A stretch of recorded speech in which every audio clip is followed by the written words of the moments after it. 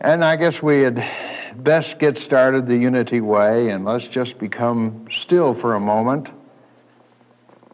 Let's give thanks for this beautiful, wonderful day that we have had. And let us now just shake off the busyness of the day and just set aside the outer things, the outer concerns, and let's just open ourselves to the living Spirit and truth of Jesus Christ. For we know that the Christ of our being is our true teacher. And so we are open to that teacher, that leader, that guide. And we know that whatever we are in need of tonight, that need is met beautifully, wonderfully, and in abundance. So we affirm all of this in the name and through the power of Jesus Christ. So it is. Amen.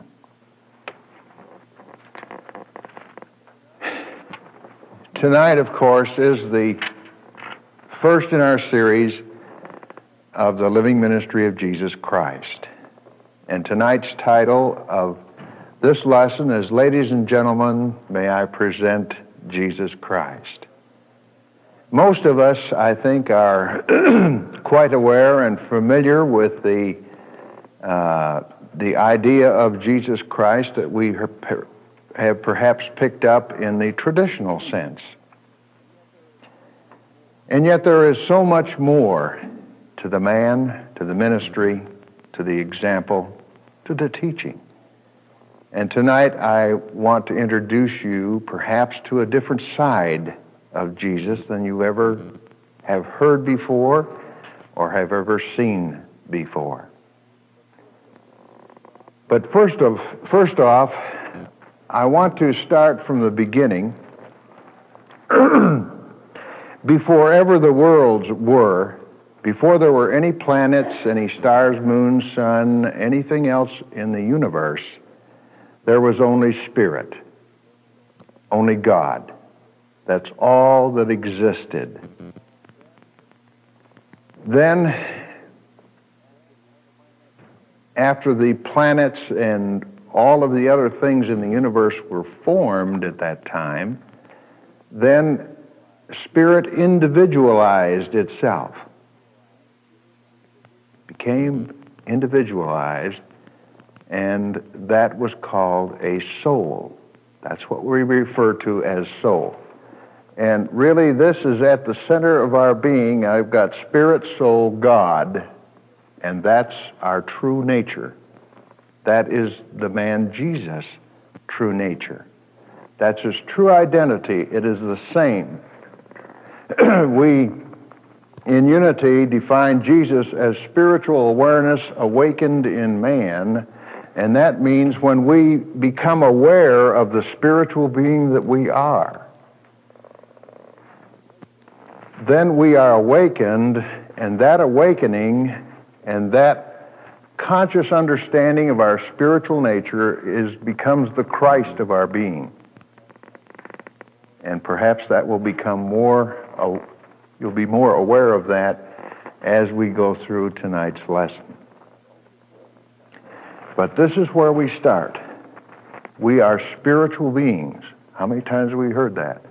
We are not just human beings, we're spiritual beings going through human experiences on our way towards perfect and complete unfoldment of our real self. And our real self is this, the spiritual being. I have drawn 5 layers. When spirit becomes individualized and becomes a soul, it takes on many coverings. Many coverings. There are 5 basic ones, but there's many others. The last one, of course, being the physical body. That's the last covering that we have. We're not the physical body. We are not this physical body. we're spiritual beings. Got it? Jesus was not just a human being. He was a spiritual being, just like us. But Jesus manifested and was able to express the true nature of himself in the most complete way that has ever been known or ever been recorded that we know about. And that's one of the things that makes him so special to us. I believe that Jesus' soul was in a life wave prior to this one, the one that he came to serve. He had completed his evolution. He had completed his unfoldment. You see, we're continually unfolding to become the spiritual being that we are. Jesus had attained that. He had completed that in a prior life wave, perhaps about 1,000 years before he appeared here, that we know about. But Jesus was requested to take a journey backward in evolution and rejoin a life wave that needed help and needed it badly. See, always there is freedom of choice. He was not told he had to. He was requested to join a prior life wave. And the people where he joined about 2,000 years ago, the people were stuck in Jehovah worship. Now, Jehovah worship is the old Mosaic law, the eye for an eye, a tooth for a tooth, the long-bearded man that reaps punishment for those that have been bad. That was the kind of worship that they were stuck in. And Jesus consented to come back from where he had been. So in that sense, Jesus reincarnated from the future, whereas you and I reincarnate into the future. Got it? Jesus came back to help people stuck in a life wave in the Jehovah worship. It's my personal feeling that even today, the Jewish race is stuck in the same type of Jehovah worship. And that's why they're having so many problems over in that. And that's not the unity teaching per se, that's John Webster's. But I really believe that is why they're having so many problems over there now, is that so many of them are still stuck in that Jehovah worship cycle. But Jesus came to bring us two things.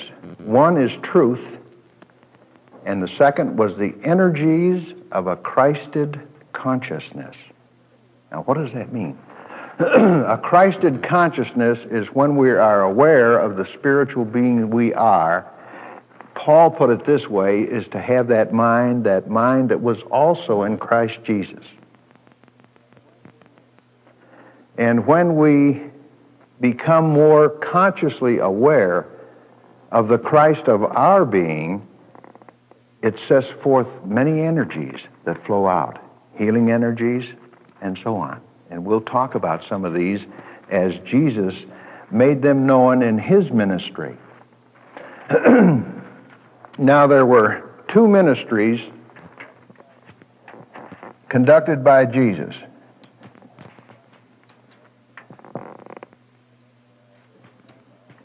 And every time I give you a lesson on the board, I say it's not an English class, so bear with me. One was his works. And his works that Jesus did were for the people of his time and place. That was 2,000 years ago, okay?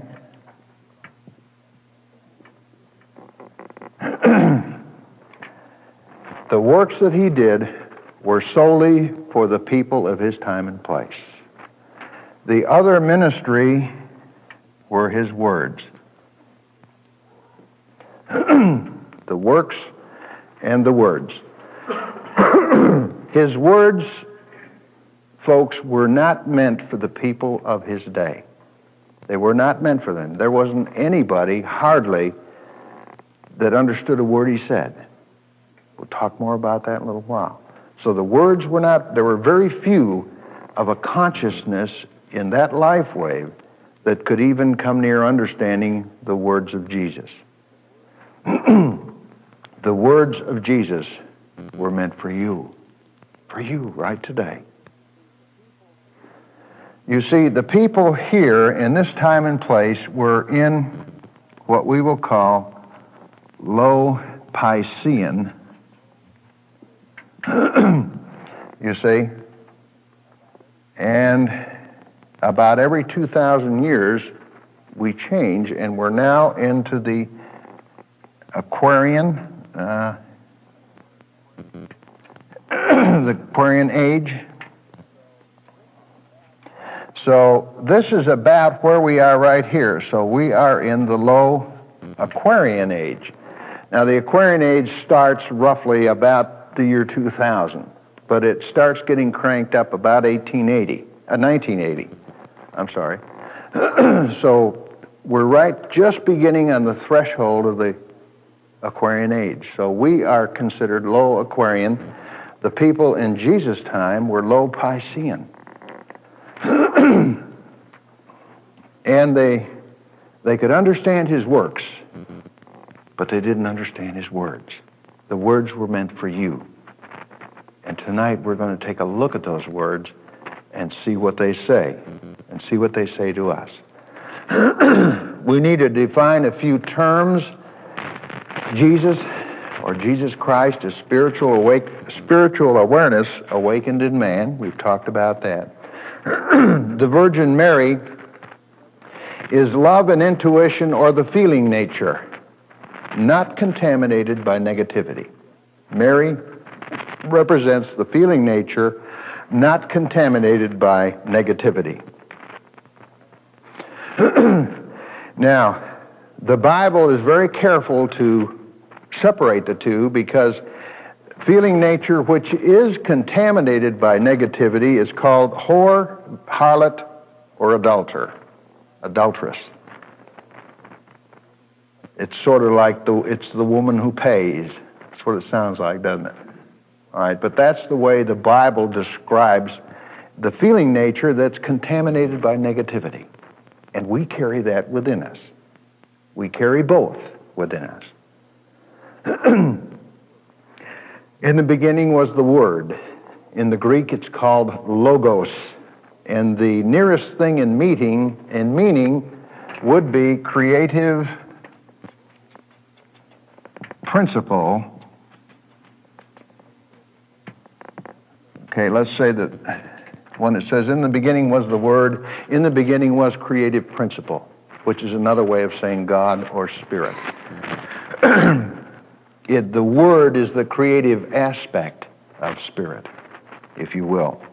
And all possibilities come with creative principle. Now, Joseph, stands for right and positive thinking, but only after spiritual awareness is born. Joseph stands for right thinking, positive thinking, if you will, right action, but it only comes after spiritual awareness is born.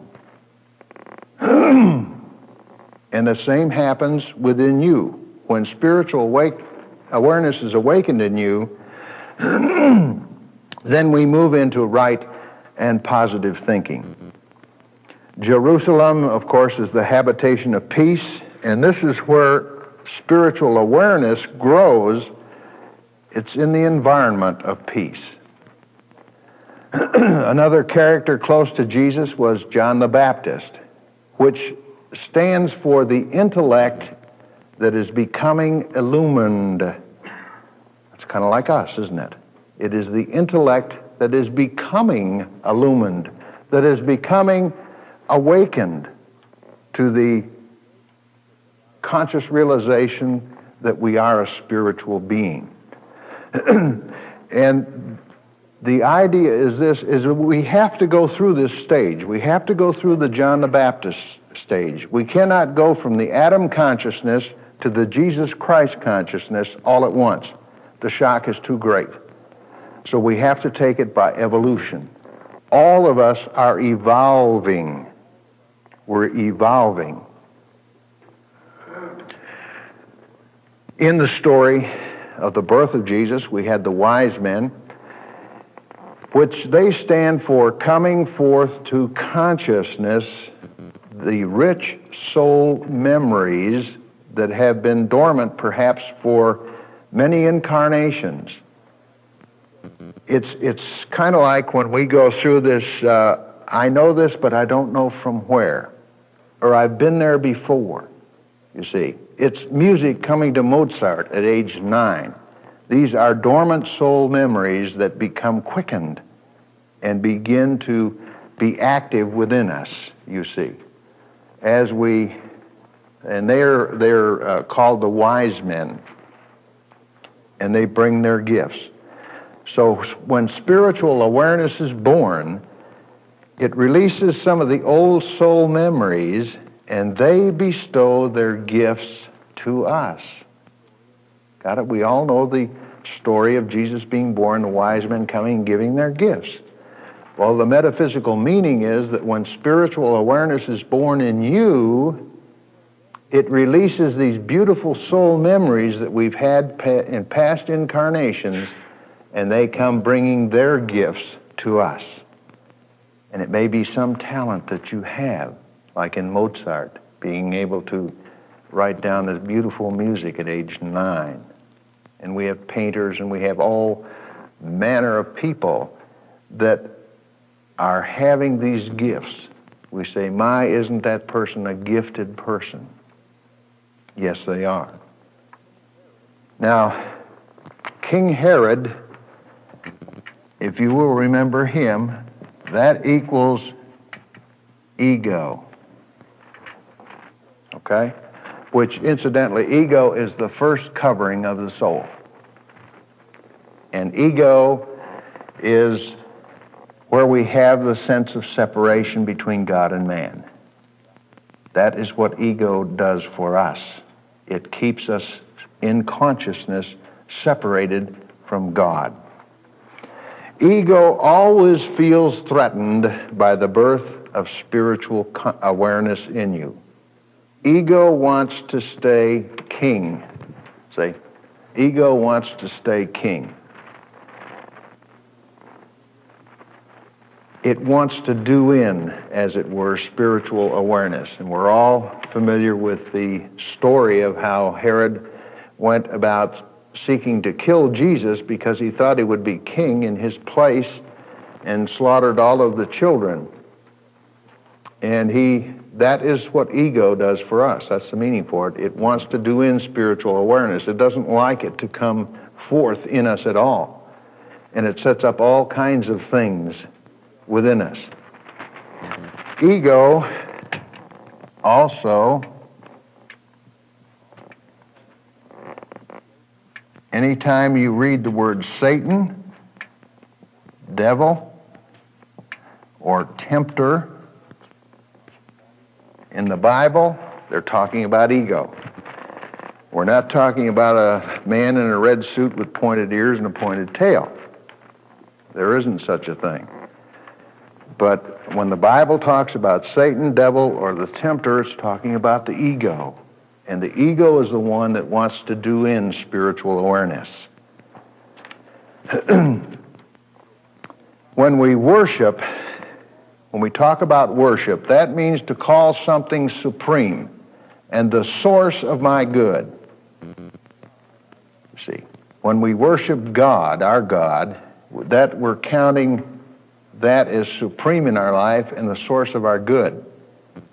And the Jewish race today, as it was 2,000 years ago, they are stuck in Jehovah worship, and they are calling that concept of God the source of their good, and that only leads to trouble. None of you should be in Jehovah worship today. None of you should. We should have gotten out of that. Temptation, it merely means, as we read it in the Bible, is to be presented by an opportunity for choice. Okay? We'll talk about that a little more later. At one time, our souls had an option. It was this: we could stay in Eden if we didn't want to learn, or we could leave Eden for growth and learning experiences. And so our souls wanted to grow and learn, and so we went out of Eden. So let's take a look at the metaphysics of the life of Jesus as we find it in the Bible. Again, Jesus re-entered a level of humanity, but not like other people, not like us, not the way we do. We are like Jesus mostly in potential. We are like Jesus mostly in potential. Remember I said that Jesus expressed his spirit, God, soul self perfectly, as perfect as we know of anyone that ever did. We are the same, but only in potential. We have the potential of expressing God's goodness and expressing it in the form of instant healings and raising the dead. All of us have that potential. All of us have that. These works shall you do. Well, the word shall means and indicates potential. Jesus was not just another man. He came into life not to get something from it. He came not to learn, not to get, not to take.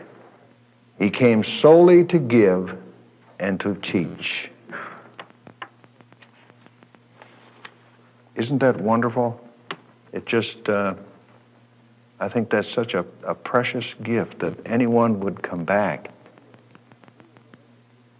and do a dual ministry because of his love for us and everyone, you see, and just came back that he could be an example and show forth the Christ of his being, saying, you have the same potential.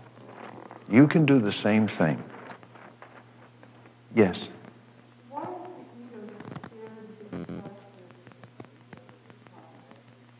Because the ego is the ego separates itself from the Christ.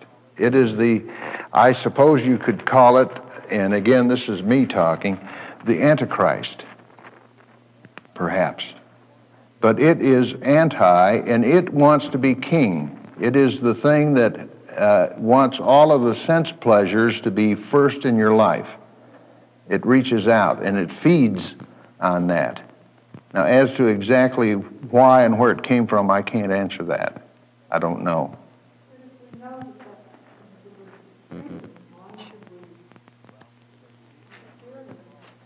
Well, because the ego is very powerful within us. It's very powerful indeed. And remember that we have a long ways to go coming back through all of these coverings, you see, before we get back and really realize that of what we are. And, well, if you'll, at the end of the lesson tonight, I'm going to present something that Jesus left, where he left the door open just a crack to the future. And maybe that will help answer some of your questions. I'm sorry I can't answer it better than that. We remember at age 12, Jesus said, "Wist ye not that I must be about my Father's business?" This is the first time God is referred to as Father. And Jesus never calls God Jehovah. Never. You'll never find it. The only three words Jesus ever used for God is Father, God, or good.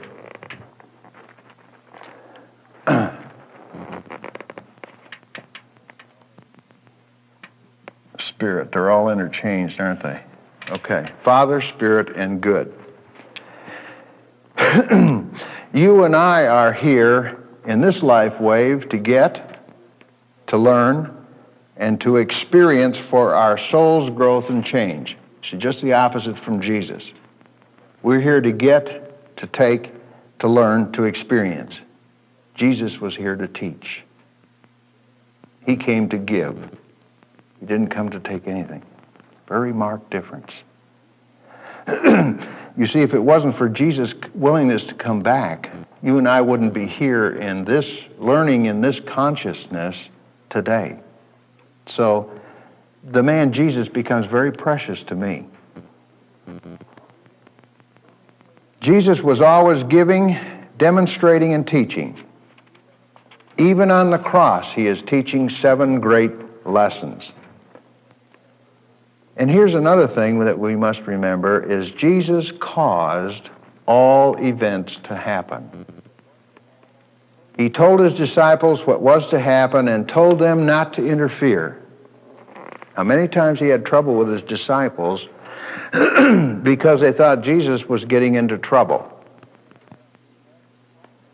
And many times he had to talk to them and tell them not to interfere, because Jesus had very, very carefully chosen and selected all of the events, all of the circumstances, all of the people that are recorded. That was all very, very carefully chosen and orchestrated, every one of them for a lesson. And we'll be talking and going through some of them tonight.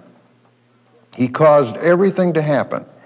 He carefully chose every person, every event, every circumstance. Let's keep that in mind. He carefully chose all of these and caused them to be written down in the Gospels. That's why some of them are so very, very dramatic, is they had to be in order for them to be caused to be written down, recorded, and preserved, you see. Remember, he said, the one who dips the bread in the bowl with me is the one. Remember the Last Supper? Jesus selected Judas. All of us, and I have been taught, he was the worst one of the bunch. And he's been hated by many and taught to be hated. But Jesus selected Judas. Judas was asked to do it. And he did it well. Like all of us, he had freedom of choice. It was totally and absolutely necessary to have the events acted out exactly as Jesus had planned it. We must remember that. The works and the words must be so dramatic to be caused to be recorded. No one wanted to do the job in this case.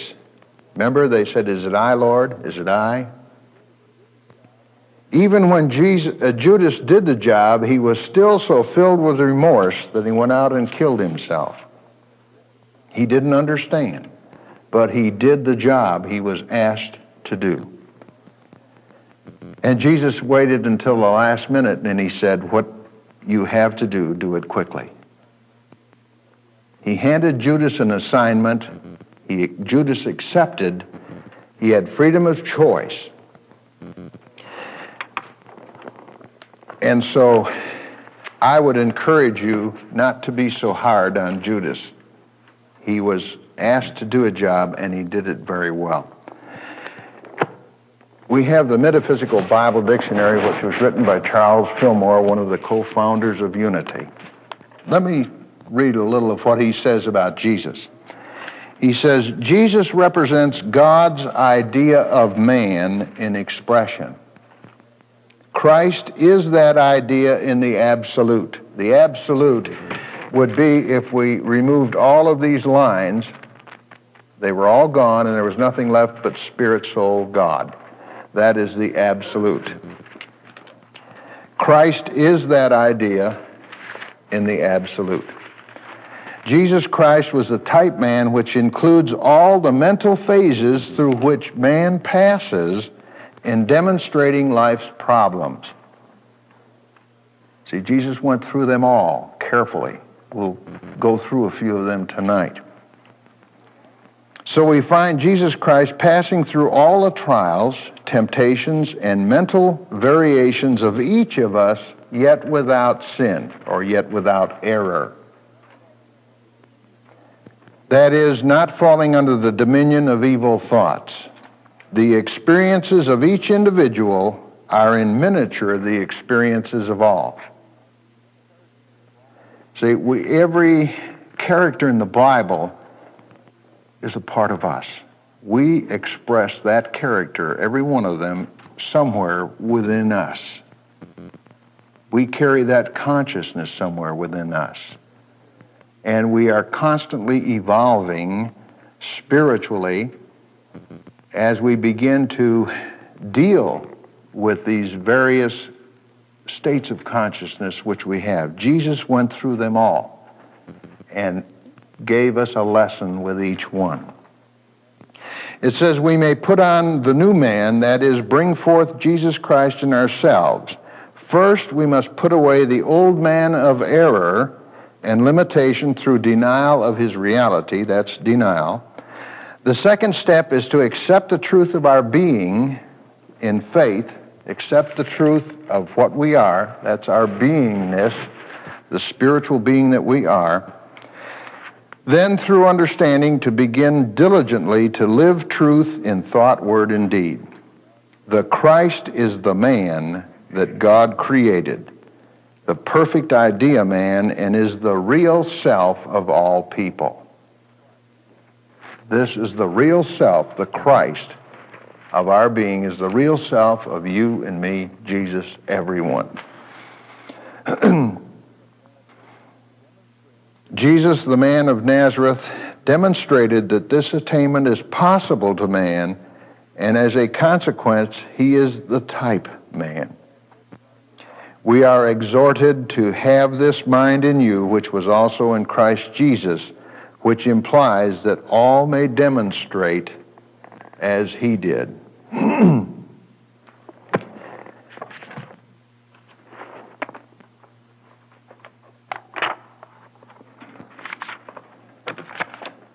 Incidentally, if you don't have one and you're a serious unity student, you almost cannot hardly live without one of these. They're terrific. All right, what are some of the growth, the changes, the steps we go through for growth and change? There were three basic ones as shown here. Jesus, Jesus Christ, Christ Jesus. We've all seen that in the Bible in various spots. Jesus was the man, the babe, and was called Jesus at least up until he was 12 years old, that we know on. Then he became Jesus expressing the Christ. He was still the man expressing the Christ. And then as he evolved more, he became the Christ expressing through the man Jesus. We can do the same thing with Chuck. Cameron, I'll use you as an example. We can say there's Chuck the man, or you can put your own name in there. Then in the course of his evolvement, we have Chuck expressing the Christ, and then we have the Christ when we become, these are becoming, when we have the Christed consciousness, then we would become the Christ, this one, expressing through, in this case, Chuck. Okay, it's recorded three different ways in the Bible, and it just means that we have a progression going through of unfoldment. Now, there were three temptations in the wilderness. It's recorded in Matthew 4, 1 through 11.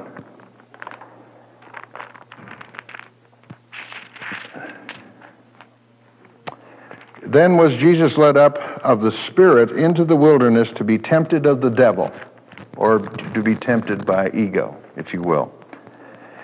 And when he had fasted 40 days and 40 nights, he was afterward and hungered. And when the tempter, when ego came to him, he said, "If thou be the Son of God, just command these stones to be turned to bread." And Jesus answered and said, "It is written, man shall not live by bread alone, but by every word that proceedeth out of the mouth of God." Then ego took him up to the holy city and sat him on a pinnacle of the temple, way up high, and said unto him, "If you be the Son of God, cast yourself down, for it is written, He shall give his angels charge concerning thee, and in their hands they shall bear thee up, lest at any time thou dash thy foot against a stone." Jesus said unto him, "It is written again, thou shalt not tempt the Lord thy God." Again ego took him up into an exceeding high mountain and showed him all the kingdoms of the world and the glory of them. This would, of course, be the glory of them from the human point of view. And he said, "All these things will I give you if you will fall down and worship me." And Jesus said, "Get thee hence, ego, for it is written, Thou shalt worship the Lord thy God, and only him shalt thou serve." Then ego left him, and behold, angels came and ministered unto him. And angels in here can be interpreted as God, or as divine ideas. God thoughts came and ministered to him. Once he had 3 times, ego had welled up within him and said, "Hey, you know, you can have a lot more here from the sense world, and all of it's yours. You've got the power, you got the knowledge, you can do it." And each time, Jesus rose above it, you see. There's a beautiful explanation, again, here in the Metaphysical Dictionary. It says, the temptation of Jesus took place within himself. And that's where ours takes place. It's really not out here, folks. It appears that way, but it's all taking place within our own consciousness. The place of overcoming is within the consciousness of man. When we follow Jesus, we rise above the demands of the flesh and sense world. The 40 days fast is an all-round denial of sense demands. Okay? So he spent some time in denial, denying any other power but God's. In fasting, we in our thoughts live above the material needs. We are led up, and our appetites and passions are for a season in such a high state that we think they will trouble us no more. And then it says, but he afterward hungered, which means that he returned to his sense consciousness, became aware of his surroundings and the physical material world that he lived in. It says here the devil is personality. Well, that's our personality, ego self. And so on, and it comments more about this particular temptation. But you see, Jesus carefully selected this method of teaching us, saying that, you know, we all have these temptations. We all can rise above them. And the more that we have Jesus Christ within us, or as the more we have spiritual awareness awakened in us, then we have the means and the power to overcome the temporary, you see, which is the sense world, the material world. And what he's saying is spiritual awareness in us answers our ego's demands. So Jesus is teaching for whom? Us. He's teaching for us. Ego gives us the opportunity for choice, mainly in the material and sensual sense level. Temptations are very subtle, disguised, not just blatant evil. If we use our spiritual power in a trivial way, in a show-off way, it's very bad. The big danger, of course, is becoming addicted to power. Jesus was shown all kinds of power. We get in situations where we can have all kinds of power, and what it's telling us is that if we are not careful, that we can become addicted to the power, not to the spirit, and that's when we get in trouble. The lesson here is Our Christ self has to be tempted in order to overcome. Got it? Our Christ self has to be tempted in order for us to overcome. I've never thought about it that way. This beautiful presence, Jesus Christ, came along and taught us this beautiful lesson because the words were for us, not for the people of his day. In the 2nd chapter of John, we have the first miracle of Jesus.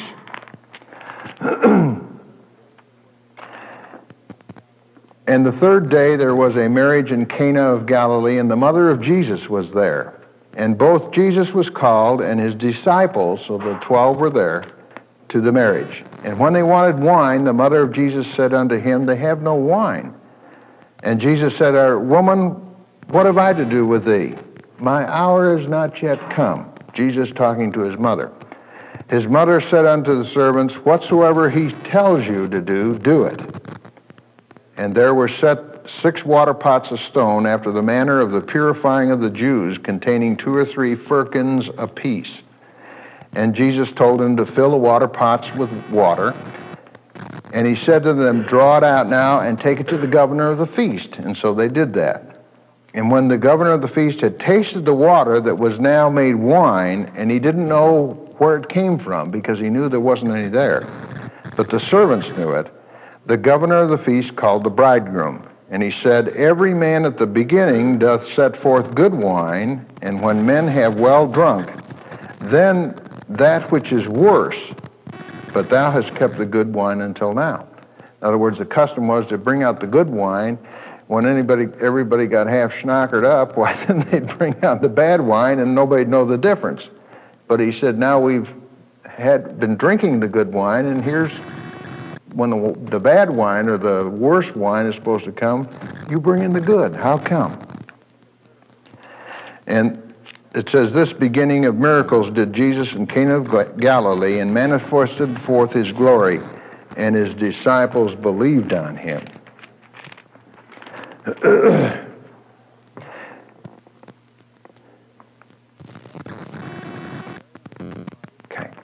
At the wedding, Mary was the prime person. Purity comes first. That's the lesson. Intuitive spiritual guidance. Then Jesus, or conscious spiritual awareness.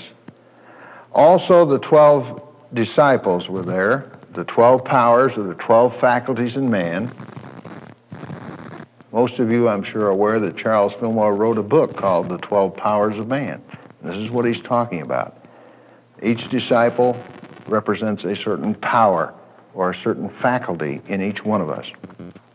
Every individual soul has 12 powers within.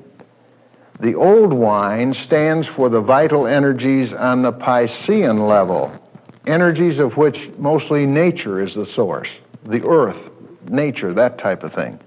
Sense energy, you see, and the lesson is that sense energy soon runs out. They're kind of like old wine. They run out. But Mary notices the wine running out, and she says to Jesus, the wine is running out. In other words, intuition appeals to spiritual awareness and says, let's do something about it. When Jesus answers Mary, he said, what do you want me to do about it? You're in charge. My time has not come yet. So up until now, intuition is in charge of us, but now intuition says, now is your time, and so it was. So from this point on, spiritual awareness becomes number one, and it is so written in the Bible.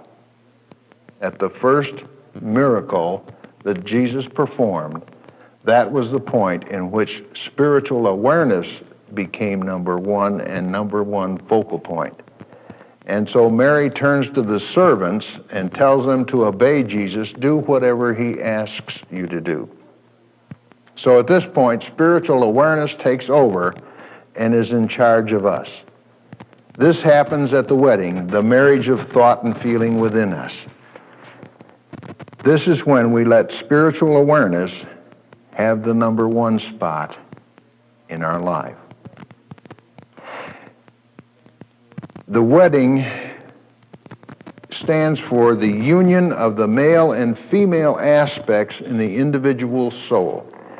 That's why we speak of Father, Mother, God. It has both the male and female aspect. And the wedding stands for the union of these two aspects. The male is thinking, the female is feeling. And when these unite, they form spiritual awareness or consciousness. In the physical realm, Joseph and Mary had a son, Jesus, an offspring. Okay? So when thought and feeling, from the metaphysical point of view, when thought and feeling come together, the spiritual awareness is born. Man and wife is a man-made custom. See, not God-made.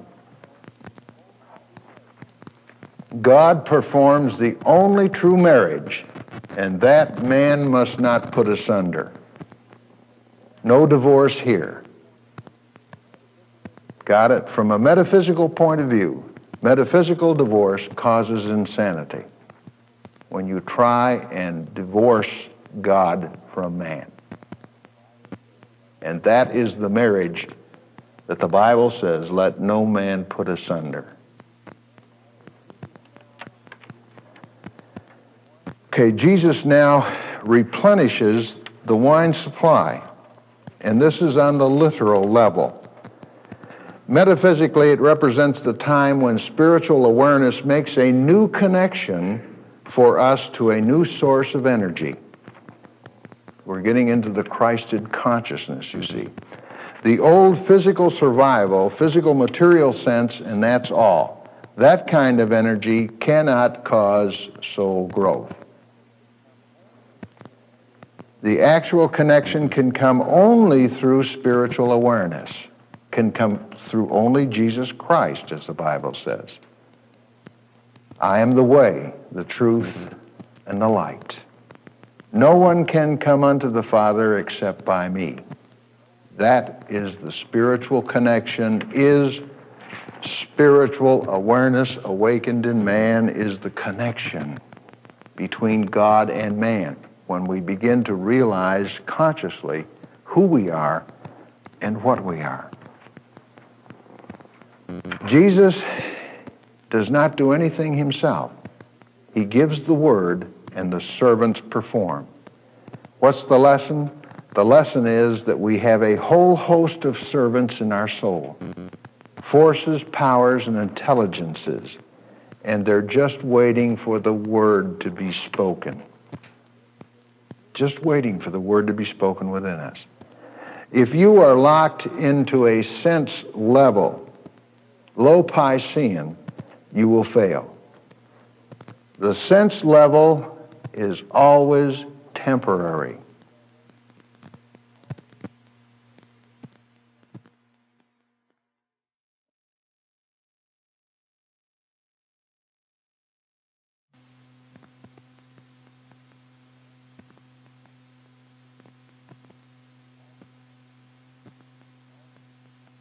All form is temporary.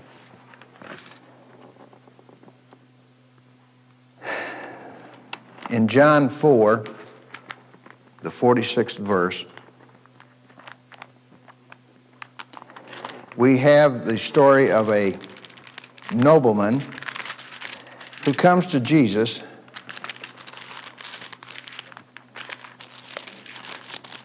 and says, so Jesus came into Cana of Galilee where he'd made the water wine. See, we're just going from the wedding feast here. And there was a certain nobleman whose son was sick in Capernaum. When he heard that Jesus was come out of Judea unto Galilee, he went unto him and besought him that he would come down and heal his son, as he was at the point of death, the boy was. Then said Jesus unto him, except ye see signs and wonders, you won't believe. See? Because that was the consciousness in that particular time, and he said, unless you see my works, you aren't going to believe. And the nobleman turned to him and said, Sir, come down ere my child die. Jesus said unto him, Go thy way, thy son liveth. And the man believed the word that Jesus had spoken unto him, and he went his way. Now as he was now going down, his servants met him and told him, saying, Thy son liveth. Then inquired he of them the hour when he began to mend. And they said unto him, Yesterday at the 7th hour the fever left him. And the father knew that it was the same hour in which Jesus had said unto him, Thy son liveth, and he believed. Now the big mystery of this is, how would the nobleman know that Jesus was a healer? See, the only recorded thing Jesus had done to this point was changing water to wine. Remember, he had just come from the wedding in Cana where he turned the water into wine. And now a Roman nobleman went to Jesus and asked to heal his son. And the big question is, what had Jesus done to cause a Roman nobleman to entrust the life of his son? Okay, now remember that all events are carefully planned by Jesus. Very carefully. Every character was carefully chosen by Jesus. A few knew, very few. Most did not. I think that this was one of the people that did. He knew and recognized Jesus for what he was. This is the first healing recorded. The reason for it is because it is a lesson. The first ingredient of healing is here. The first ingredient is to believe. Believe, believe. If seeing is believing for you, you cannot unfold spiritually. You can get along in life, but you can't unfold. We need to believe in divine ideas, the divine ideas of life, health, prosperity, and success. Take your belief out of sickness. Take your belief out of lack and limitation. Take your belief out of poverty. The lesson here is that take your power of belief and invest it in divine ideas. This is what Jesus was telling us. What do you believe in? It didn't matter in the low Piscean age, but it matters now. It matters now because we're able to understand. If you allow yourself to rise above the low Piscean level, you'll no longer act like a Xerox machine, but now belief generates a new energy to produce new facts for you. Believe in the divine ideas, and they will demonstrate. Let's take a little break in a moment. I want to move to the 7th chapter of Matthew, 7th and 8th verses. And remember now, this was Jesus speaking a couple thousand years ago to the people. And he said this, Ask and it shall be given you, seek and ye shall find, knock and it shall be opened unto you. Among the most positive phrases in the Bible. For everyone that asketh receiveth, and he that seeketh findeth, and to him that knocketh it shall be opened. And remember, nothing like this had ever been uttered before. No one of that day understood the words. The words were for whom? For us. Right. Jesus understood the laws of God so thoroughly. He knew that God's love and power is omnipresent, which means it's everywhere, present everywhere. He knew that this results in answered prayer for man. Man will get to a state of consciousness where quick and sure answer to prayer is the normal thing. Listen to me. Man will get to a state of consciousness where quick and sure answer to prayer, quick and sure answer to prayer is the normal thing. Jesus knew this when he spoke those words, and he knew that the time would come. Ladies and gentlemen, the time has come. The time is now. The time has arrived for the fulfillment of many of Jesus' words and promises, because we are now at a level of consciousness where it is possible, to have quick and sure answer to prayer. I used to always think, wouldn't it be wonderful if I could have it? Well, I can right now. As we begin to awaken spiritual awareness within us, quick and sure answer to prayer will come. We now have a developed consciousness to assure us of swiftly answered prayer. I can assure you that. Negative thinking is the greatest deterrent or interference to answered prayer. It used to be wickedness. It used to be wickedness that was the deterrent to answered prayer. But today it is negative thinking. In Matthew 7:11, it says, "If ye then, being evil, know how to give good gifts unto your children, how much more shall your Father which is in heaven give good things to them that ask him?" This is Jesus talking again. And he's talking to you and me right now, today. And many truth students ignore this beautiful teaching of Jesus because of the word evil. Because of the word evil. But Jesus uses the word evil 26 times. He also uses sin and wicked, and many teachers don't use them for some reason or other. When evil or wicked is used, they are words used to refer to any human attempt to negate divine ideas. When you see evil or wicked written in the Bible, it refers to a human attempt to negate, cross out divine ideas. And make no mistake, we all do it. Divine ideas are constantly coming out from our sense of I am God, I am Spirit. It's constantly radiating out here, divine ideas. And divine ideas are health, happiness, success, prosperity, abundance. God knows nothing of evil. God knows nothing of lack, limitation, poverty, or ill health. That's simply man's idea. And it's the way man reshapes divine ideas. And when we do that, many times, most of the time, we reshape them into a grotesque manner and we attract conditions into our lives that we don't want. Most of the time it's done unconsciously. But whether it's done unconsciously or consciously, it is referred to as evil or wicked. Any human attempt to cross out divine ideas. There must be a human being involved who is doing it, if we're talking about evil and wicked. If every human being stopped, then it just isn't. Right? Sin and evil and wickedness isn't until someone is doing something.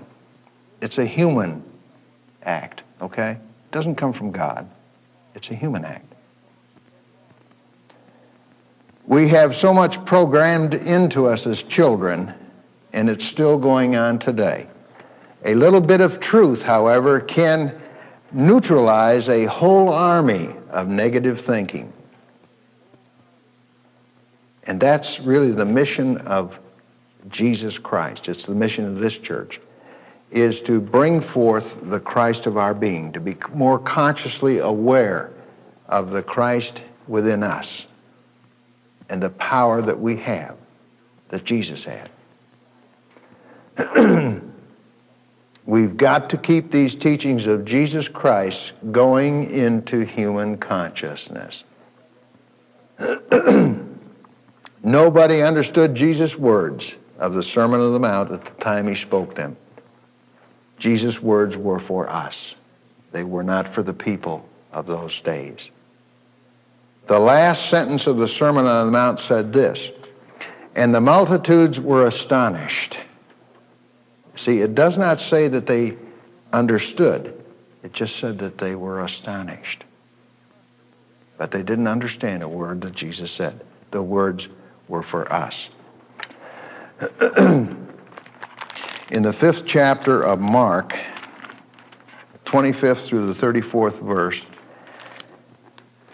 It reads this way, "And a certain woman which had an issue of blood 12 years, and had suffered many things of many physicians, and had spent all that she had, and there was nothing better, but rather grew worse. When she had heard of Jesus, came in the press behind, and when she had heard of Jesus, she came in the press behind and touched his garment. For she said, If I may touch but his clothes, I shall be whole. And straightway the fountain of her blood was dried up, and she felt in her body that she was healed of that plague. And Jesus, immediately knowing in himself that virtue or spirit had gone out of him, turned him about in the press and said, Who touched my clothes? And his disciples said unto him, I love this. The disciples turned and said, Well, goodness, you see the multitude out there, and that you ask me who touched you? You know, how am I supposed to know? And he looked round about to see her that had done this thing. But the woman, fearing and trembling, knowing what was done in her, came and fell down before him and told all the truth. And he said unto her, Daughter, thy faith hath made thee whole. Go in peace, and be whole of thy plague. Jesus here symbolizes a healing consciousness. And if we develop a healing consciousness in us, we can do the same for ourselves and others. No question about that. As the spiritual awareness in us becomes awakened, as we begin to understand that we have the same powers that Jesus had, only they're unexpressed in us, then we can do the same thing. And the woman represents the faith and belief in the power to heal. Now, this is important. One does not need to fully understand the healing activity to get results. We only need to touch the hem of the garment. That's why I love this passage so much, because it's just filled with the teaching of Jesus Christ that he came to do. And he said, look, you don't have to fully understand all that's going on. You don't have to understand how the healing activity works. In fact, all you got to do is just touch the hem of the garment. Just understand a little. Just reach out and touch. The lesson here is do not make demands on sick people. Like, you've got to believe. You've got to believe. Somebody that appears to be sinking fast, you've got to believe. You've got to do this. When people are sick, all their energy is going into the body parts, folks. And they just don't have the consciousness or the strength that they have to believe. A lot of them can't. A better way to help someone ill is this. You're now on low voltage. Let's pool our belief together. Let's team up and believe in health, believe in healing. Only in the idea of health and believing, okay? Just believe in the idea of health. Don't try to believe you can be healed. Only believe in the idea. Generate the climate. Touch the hem of the garment. In the Unity Church of Dallas, we have the Healing Ministry of Prayer, which Dorothy Curtis heads. There are about 18 of us that work diligently on that committee, and all of us are on call 24 hours a day, 7 days a week. And especially when Dr. Don and Dorothy are out of town like they are now, we may get a call from the answering service at any time that the office is not open, and they will go down their list and they'll begin to call one of us.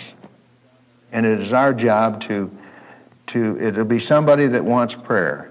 They're either ill, they're frightened, they're facing uncertainties, a loved one is sick, ill, dying, or whatever, and they need prayer. And I can assure you, dear friends, that these people are not in any shape to believe that the miracles can happen for themselves or for someone else. Most of them are dealing with fear at that time. And so it is the job of the people in the Healing Ministry of Prayer to believe for them. Have you got the idea? We send out the energies of belief. We try and plant the idea of belief, the idea of health and wholeness, just to get the idea that it's possible. The hem of the garment. See how beautifully Jesus chose these people, the circumstances? I just love that man. He had such a beautiful way of choosing just the right things, the right circumstances, the right people, to get across his beautiful teachings. His words were for us. Remember? They were for us. They are for us. In another portion in Matthew 10, he was instructing the 12, which is the 12 disciples, and he was going to send them out. Just let me read a couple of the verses here. And he's giving them instructions. And when you come into a house, salute it. And if the house be worthy, let your peace come unto it. But if it be not worthy, let your peace return to you. And whosoever shall not receive you, nor hear your words, when you depart out of that house or city, shake off the dust of your feet. Again, it's recorded as instructions to his disciples, but dear friends, the instructions were for us, were for you and me. And they're meant for us now. So what the question really is how do we handle rejection? How do we handle rejection? Well, there's dozens of ways that we are rejected, and most of us see them daily. But there really are not all that many rejections in the world. Rather, there are many times we take it as rejection.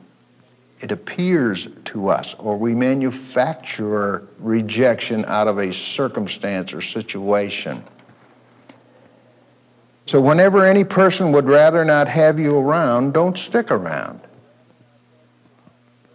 You see, most people don't handle it that way. They go to lawyers, they make trouble, they fight, they play games, they go to court, all for the sake of trying not to let people reject me. So what Jesus is saying to us right today is welcome every new relationship that comes into your life. Salute it. Recognize it. Then take a look at it. And he says, if it be worthy, then be peaceful about it. Let your peace go into the situation. But if it's not worthy, if it's not worth it, let your peace return to yourself. Let it stay with your sense of I am. Don't put your sense of I am into a situation that is not worthy. See? The teaching does not say make a fuss, sue him, or make him pay, or make her pay. That's what the world teaches. That is not what Jesus taught. He says, make peace within yourself. Where you're not wanted, split. Learn the art of leaving. Where people are not interested, leave. Shake off the dust from your feet. Now, in the Bible, feet means understanding. You remember when Moses was told to take his shoes off his feet? In other words, God was saying to him within is, open up your understanding, man. Take the covers off. Because you have the right to understand. And so to shake off the dust from our feet means to shake off the clinging negative emotions that we have within us. And Jesus says, get rid of those. Shake them off. Get rid of the poor me concept. It's what Dr. Don calls the plum syndrome, P-L-O-M, right? Poor little old me. Got it? And get rid of the poor me concept, then clean feet are welcome in other places.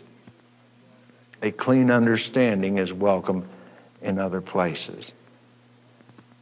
See how simple and how loving Jesus' instructions are, because they're for us today.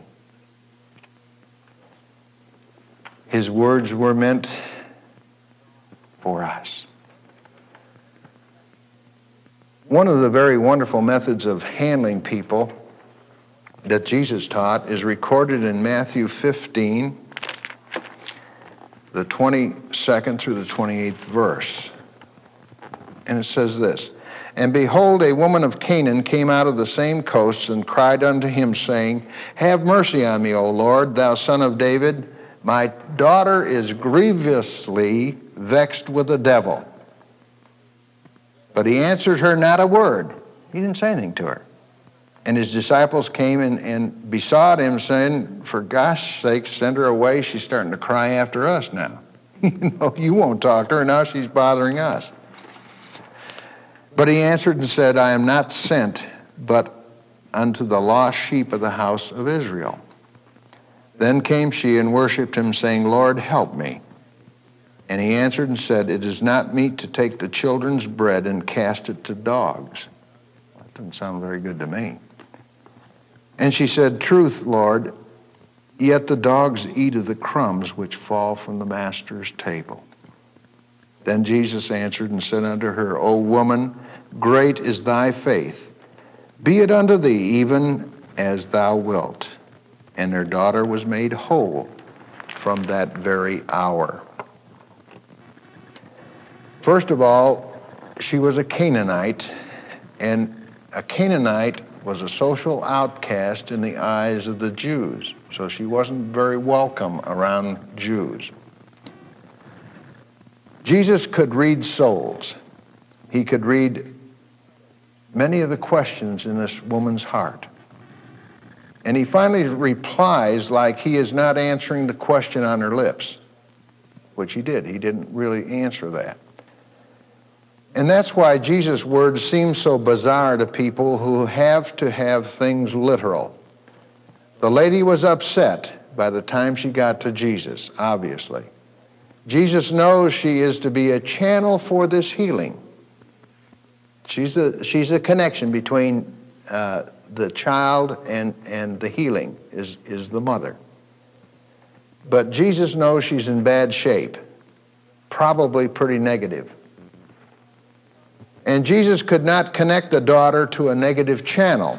So he sees the state the lady is in and says something to her to deliberately shock her, deliberately insult her, which he did, to bring an answer to cleanse her and prepare her properly. You see, she didn't get indignant like we probably would have. He knew she wouldn't do it, get mad or get indignant.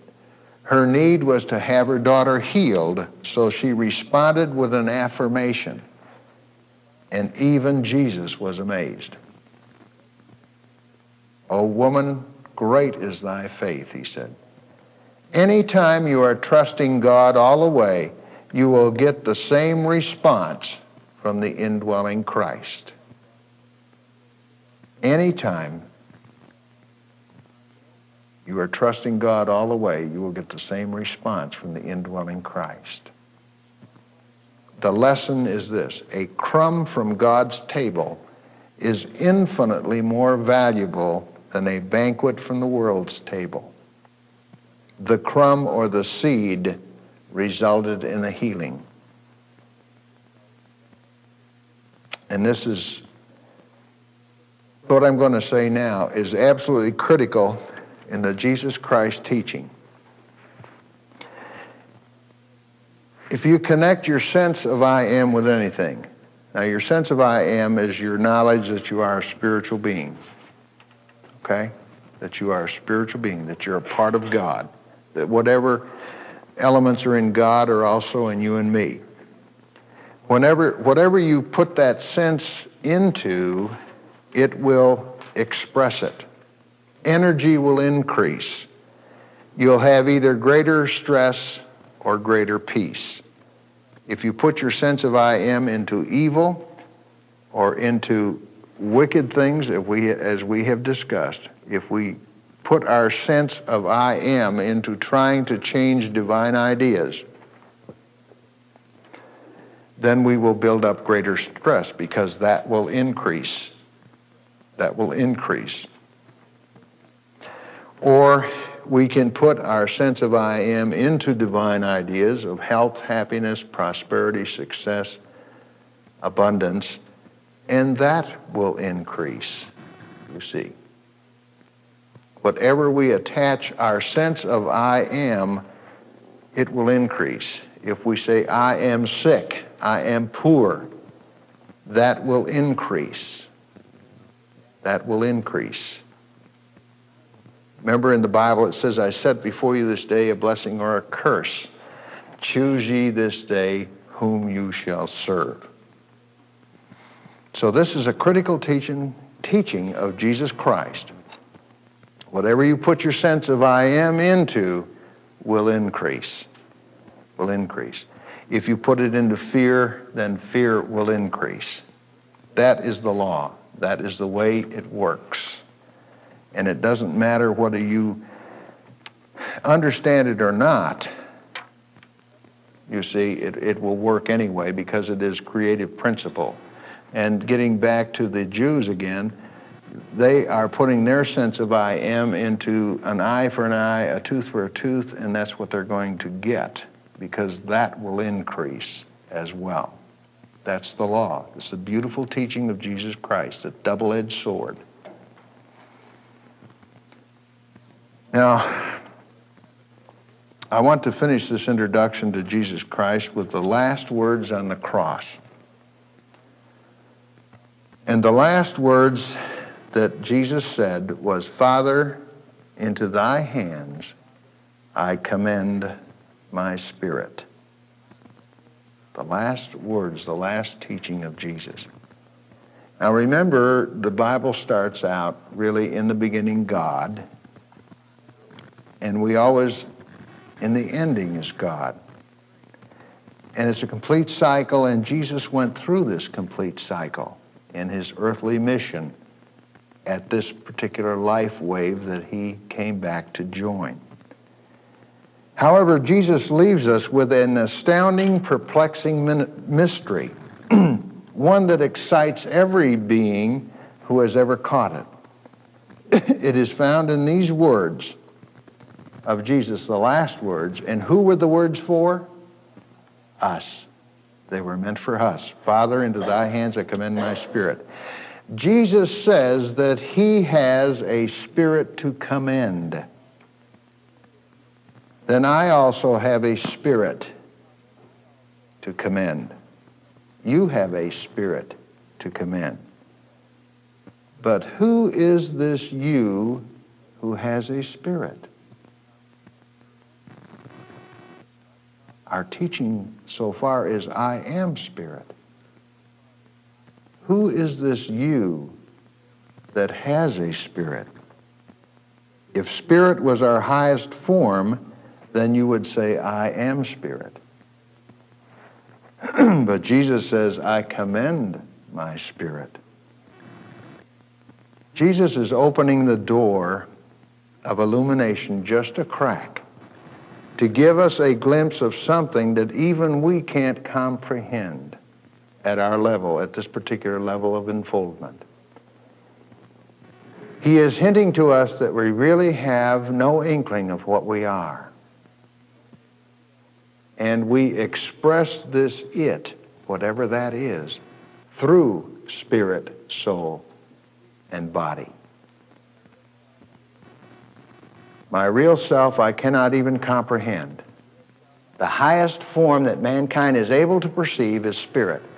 Remember, from low Piscean to low Aquarian, where we are now, the highest consciousness that we have at this point is that we are spirit. But Jesus leaves us with this thought, and I leave it with you. We are something that has a spirit. What is that something?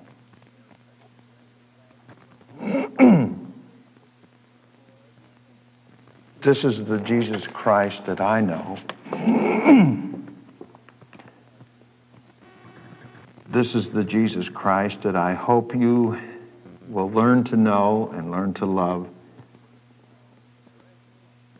The entire unity teaching is based on the teachings of Jesus Christ for the reasons that I have given you tonight. It is the reason why so many of us love him so and want to emulate him as much as we can. And yet in his last teaching, he's leaving the door open a crack for us. He says, hey, there's much more. Much more. And so before we go into our healing prayer time, let's just pause for a moment and say thank you, Father, for this look into Jesus Christ, to the Christ of our being. And whatever this something is that we are, we know that it is in God's hands, and we know that all is well, and that we have so much more to enjoy, to look forward to discover. We are evolving, unfolding. We are becoming more Christ-like in all that we do. And we are grateful for the awakened consciousness within us as we together affirm and know that the Christ of our being is firmly in place and expressing all absolute good. Thank you, Father. So it is.